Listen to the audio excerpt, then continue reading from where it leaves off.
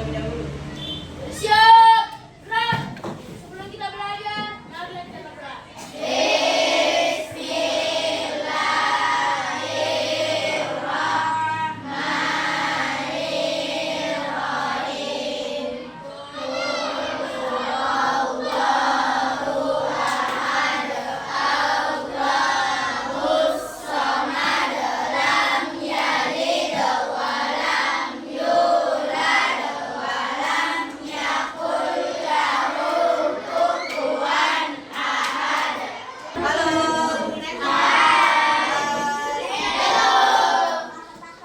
Saya akan absen kalian terlebih dahulu. Ada yang tidak hadir?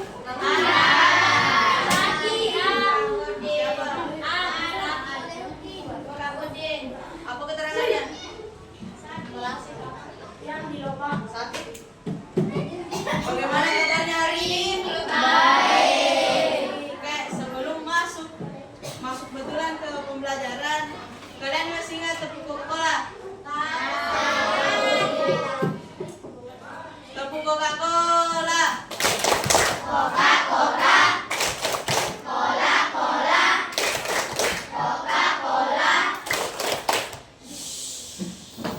Konsentrasi.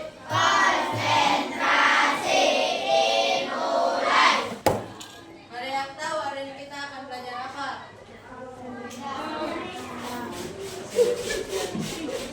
Jadi untuk hari ini kita akan belajar bahasa Indonesia tentang materi teks naratif.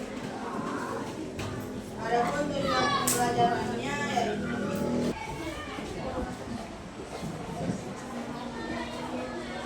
teks naratif.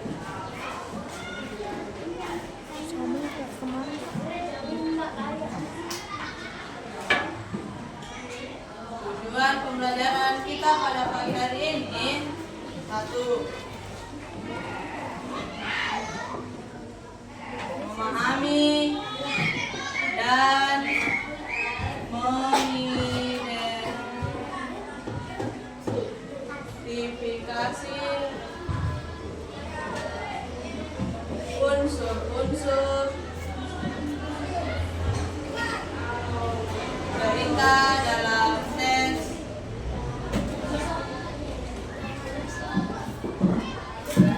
naratif.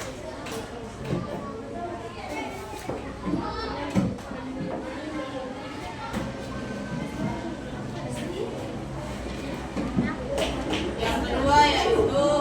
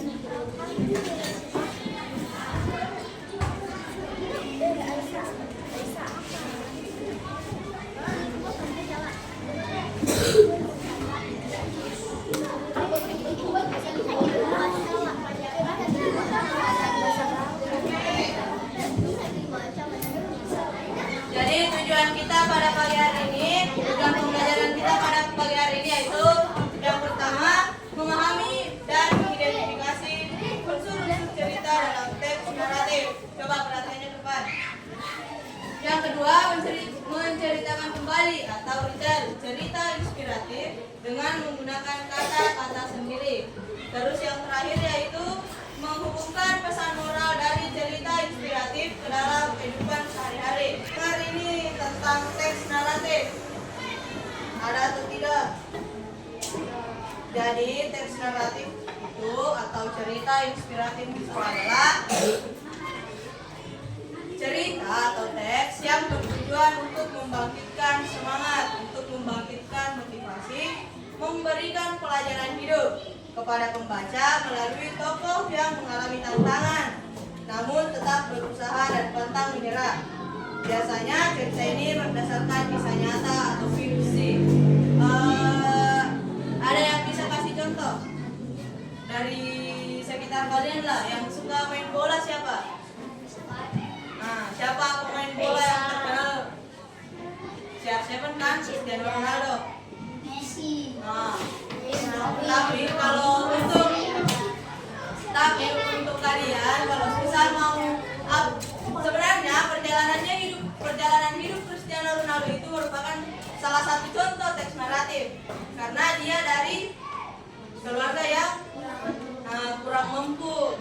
Terus dia bekerja keras untuk mencapai cita-citanya sebagai seorang pemain sepak bola.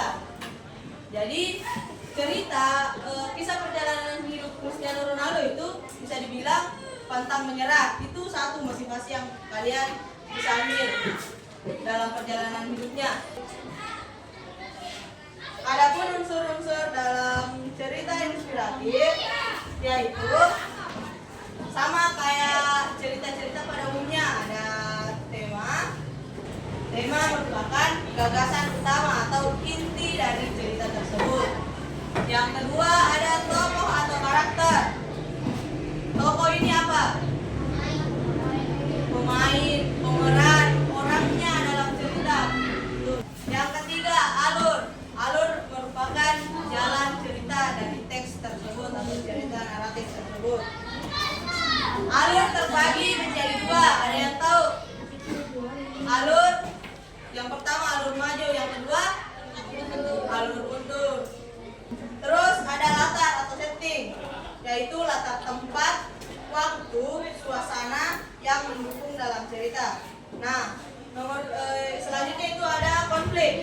Konflik itu merupakan masalah atau tantangan yang dihadapi si karakter atau tokoh tersebut. Konflik ini menjadi pendorong tokoh untuk berjuang atau berubah. Selanjutnya ada amanat. Amanat ini merupakan apa? Pesan moral dalam cerita tersebut. Terakhir ada sudut pandang. Sudut pandang ini terdiri dari dua, orang pertama dan orang ketiga. Orang pertama aku, orang ketiga itu adalah dia. Jadi sampai sini paham unsur-unsur teks naratif? Coba sebutkan tadi, satu apa? Tema. Yang kedua pemeran, tokoh. Ada tokoh, adakah karakter atau penokohan. Terus apa lagi tadi? Alur. Alur terbagi menjadi alur apa satu? Alur maju sama setelah alur ada latar atau setting. Latar atau setting. Ada apa lagi selanjutnya? Konflik tadi masalah yang dihadapi oleh karakter yang mendorong untuk berubah atau membangkitkan semangat si tokoh atau karakter tersebut. Konflik ada tadi, apa satu lagi? Amanat atau pesan moral. Yang terakhir sudut pandang. Selanjutnya ada ciri-ciri teks naratif. Ciri-cirinya itu ada 4. Yang pertama itu mengandung pesan moral atau pembelajaran hidup. Tentu teks naratif kan tadi bilang teks naratif merupakan cerita yang memberikan motivasi, jadi otomatis dia mempunyai pesan moral. Apalagi tadi di unsur-unsurnya ada amanat atau pesan moral.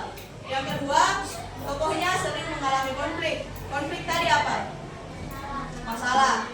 Tokohnya sering mengalami konflik atau masalah yang membuat baik. Yang ketiga, alur cerita. Alur, jalan ceritanya. Alurnya itu biasa menggugah emosi dari pembaca. Halo. Yang empat, berakhir dengan solusi. Ada solusinya. Selanjutnya, struktur cerita inspiratif. Saya mau satu orang ini untuk baca kepada temannya. Halo. Yang lain diam, dengarkan temannya membaca. Nanti kakak suruh ulang kalau kalian tidak fokus.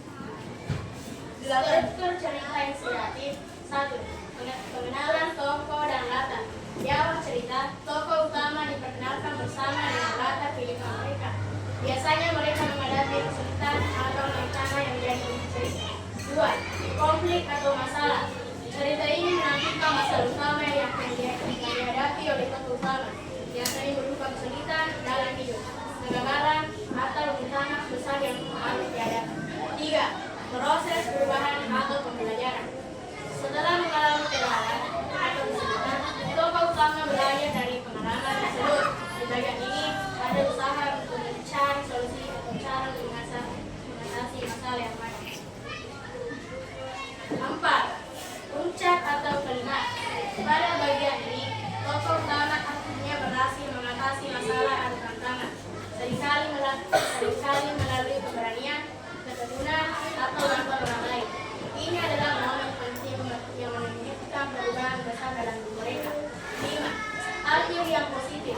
Cerita ini ditutup dengan hasil positif, baik berupa keberhasilan atau pencapaian pribadi yang signifikan. 6. Pesan moral. Di akhir cerita sering terdapat pesan moral atau pelajaran yang bisa diambil pembaca.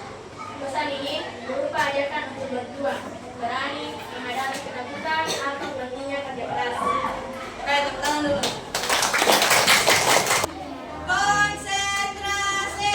Konsentrasi dimulai. Oke, jadi kakak langsung bagi kelompok 1, 2, 3, 4. Kau di sini ya.